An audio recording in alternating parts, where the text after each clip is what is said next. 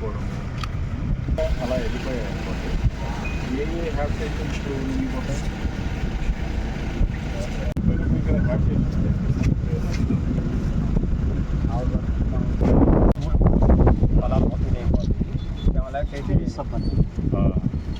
ప్రకాశం బ్యారేజ్లో ఏ level వచ్చినప్పుడు ఇక్కడ మునిగిపోతుంది? 5 లక్షలు 4 లక్షలు మొత్తం మునిగిపోతా. అంటే ఇక్కడ దాకా వచ్చేస్తారు. ఇందులో అయితే ఇప్పుడు 27 దాకా రావాలండి. 27 అడుగుల దాకా వస్తే 27 ఎక్కడ రావాలి? అడుగులు 27 అడుగులు. ఎక్కడ 27 అడుగులు? ఇక్కడ అక్కడ బ్యారేజీ కాడ వదిలితే 27 అడుగులు అయితే ఇల్లు కాడ మునిగిపోతుంది. 2009లో వచ్చింది. 2009లో అప్పుడు ఎంత కరకట్టు అప్పుడు ఇల్లు చూపిస్తారా ఎక్కడ దాకా వచ్చాయో నాకు? మొత్తం ఇవన్నీ మునిగినాయండి. లెవెల్ ఇప్పుడు ఆర్డీఓ గారు ఏం చేస్తారంటే మేమందరం కూడా అక్కడ లెక్కలు చూసుకుంటూ ఉంటాం. ఇది ప్రకాశం బ్యారేజ్లో ప్రస్తుతానికైతే 56.75 ఉన్నాయి. మీరు ఇందాక 75 ఉంది, 56.75 ఉన్నాయి. ఇప్పటికి ఇంకా రిలీజ్ అయితే ఏం చేయలేదు దీంట్లో. అయితే మనకు ట్రెండ్స్ ఎట్లా ఉన్నాయంటే హెవీ రెయిన్స్ ఉన్నాయి, ఇంకా వర్షాలు ఇంకా ఎక్కువ ఉన్నాయి. వెనకమాల కూడా తుంగభద్రాలో దూరాల నిండిపోయింది అండ్ ఆ నీళ్ళని శ్రీశైలానికి వచ్చేస్తున్నాయి. మనకు ఈ పులిచింతల ఇవన్నీ కూడా ఇన్ఫ్లోస్ వస్తూ ఉన్నాయి. ఇంజనీరింగ్ వాళ్ళతో ఎట్లా పెరుగుతూ ఉంది ట్రెండ్ అనేది మేము గమనిస్తూ ఉన్నాం. ప్రమాదం అనేది మనం పసిగట్టుకొని అప్పుడు మీ దగ్గరికి వచ్చేస్తాము. మీ దగ్గరికి వచ్చినప్పుడు మీరు తప్పనిసరిగా సహకారం చేయాలి. ఆఫీసర్స్, తహసీల్దార్లు, ఆర్ఐలు, ఆర్డీఓ, పోలీసులు, ఇతర జిల్లా అధికారులు, డిపార్ట్మెంట్ అంతా వస్తారు. పరచుకోవడానికి కానివ్వండి, పిల్లలకి ఏదైనా పాలు కానివ్వండి, అన్ని ఏర్పాట్లు అక్కడ చేస్తారు. సో మీరేంటంటే మీరు కూడా అందరికీ చెప్పి సర్పంచ్ గారు కాబట్టి ఎప్పుడైతే పిలుపు వస్తుందో మనం వెళ్ళిపోవాలా కానీ అప్పుడు వెళ్ళిపోవడానికి సహకరించాలి. వెహికల్స్ తీసుకొని వస్తే ముందుగా మీరు ఎవరైతే గర్భిణీలు ఎవరైనా ఉన్నారో ఇప్పుడు ఊళ్ళో ఉంటారు సార్, అంటారు వృద్ధులు, వాళ్ళని తరలించుతారు. ఎవరైనా జబ్బులు ఉండేవాళ్ళు, వికలాంగులు, ఇలాంటి వాళ్ళు ఉంటారు. ముందుగా వీళ్ళందరినీ తరలించుతారు. యాక్టివ్గా ఉన్న వాళ్ళని రెండో విడతలో యాక్టివ్గా ఉండే వాళ్ళని అన్నీ కూడా మీరు పెట్టుకోండి. ఆఫీసర్స్ సహకారం చేయాలి.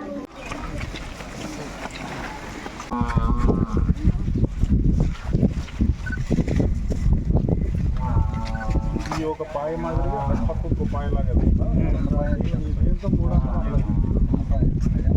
అవుతుంది పెద్ద పాయ. ఎప్పుడైనా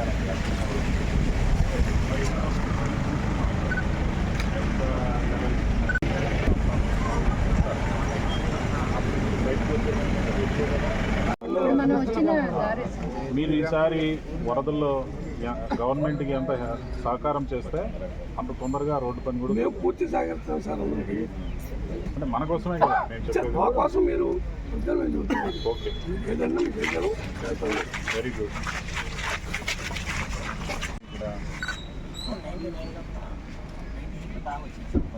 మరి అప్పుడు అక్కడ ఇళ్లలోకి మిగిలిపోతాయా? అంటే మళ్ళీ చుట్టుపక్కల ఎన్ని నరకలేసుకుని ఇక బాగా జరిగినప్పుడు మాత్రం మనం రెడీగా ఉన్నాం.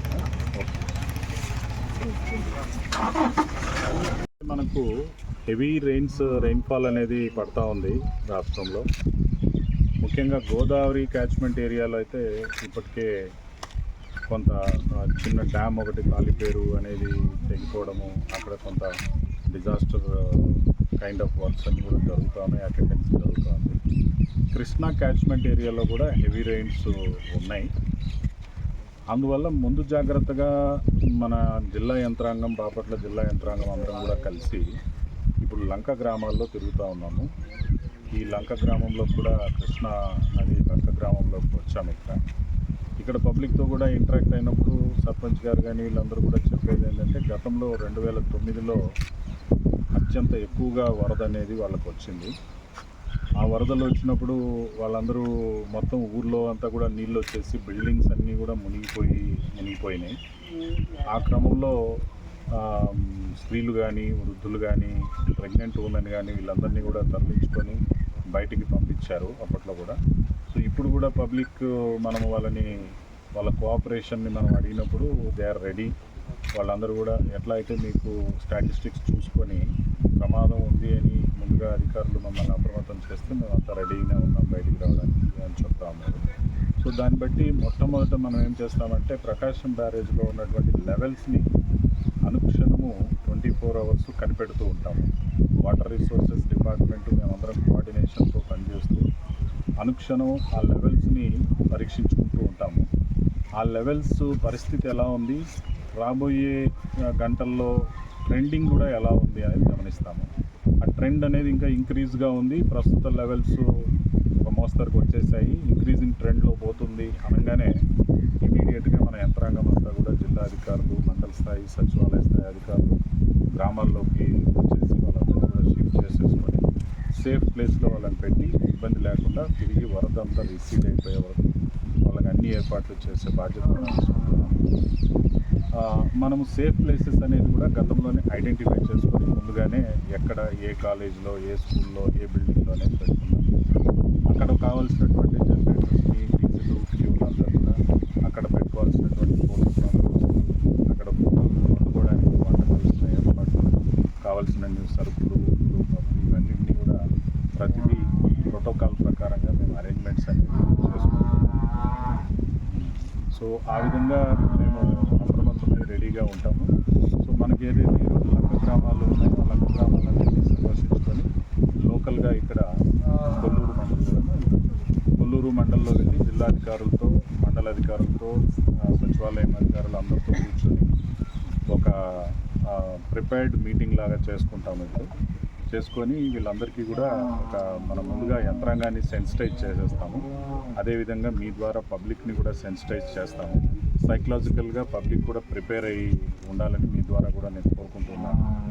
ప్రిపేర్ అయ్యి ఉండాలి. ఎట్టి పరిస్థితుల్లో కూడా మనము ఏం కాదులే, గతంలో మనకు జరగలేదులే, మనం ఇంతవరకు రావులే, ఈ హైట్కి రావులే అని అట్లా అజాగ్రత్త పడిపోయి ప్రాణం మీదికి రాకుండా అధికారులతో సహకారం చేసి తప్పేం లేదు. కావాలంటే ఒక 2-3 రోజులు పోయి మనం షెల్టర్లో ఉండి ప్రభుత్వం వాళ్ళు ఏర్పాటు చేసిన భోజనాలన్నీ తినుకుంటూ అక్కడే ఉండి మళ్ళీ మనం 3-4 రోజుల తర్వాత తిరిగి రిసీడ్ అయిపోయిన తర్వాత వచ్చి శుభ్రం చేసుకొని మన ఇల్లంతా మళ్ళీ మన ఇంట్లో తప్పేం లేదు.